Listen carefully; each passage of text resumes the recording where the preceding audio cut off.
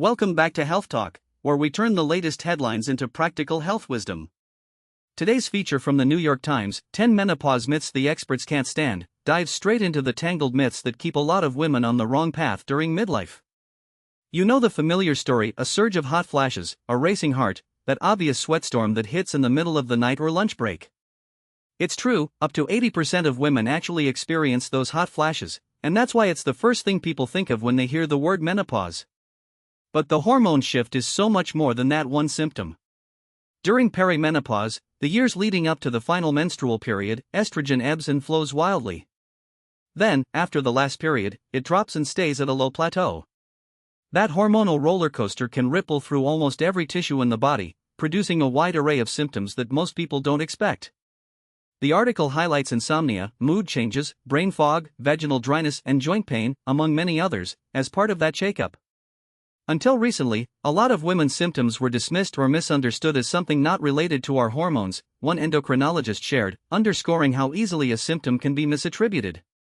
As a result, women may miss out on treatments that could make a real difference. But there's also a danger in overselling menopause as a blanket explanation. An OBGYN who practices integrative medicine warned that the pendulum has swung so far toward treating everything as menopause and perimenopause that it's become an oversimplification. She points out, for example, that joint pain in middle age might be misread as just a menopausal sign when it could just as well be arthritis or another underlying condition. A gynecologist from the Cleveland Clinic sounded the alarm about another symptom that can get lost in the haze: fatigue. She a simple point: when patients and their doctors chalk fatigue up to menopausal change, they often skip basic blood work that could uncover anemia, thyroid issues, or vitamin deficiencies. Those untreated conditions can make a woman feel ambra. And then there's the classic everything is menopause narrative. Some experts worry that we're swinging in the wrong direction again. To cut through the noise, the article lays out what perimenopause actually means: the final, uncertain years of a woman's reproductive cycle, leading to the cessation of menstruation.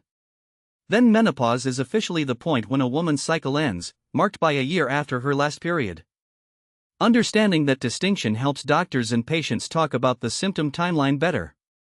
So what can be done to feel better?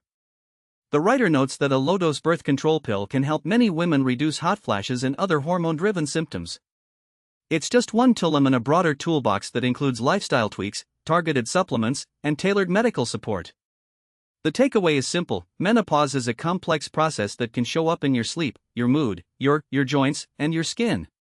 It's not just hot flashes. And while the body's hormone shifts are real, the narrative shouldn't be so broad that we miss diagnoses or ignore other health problems.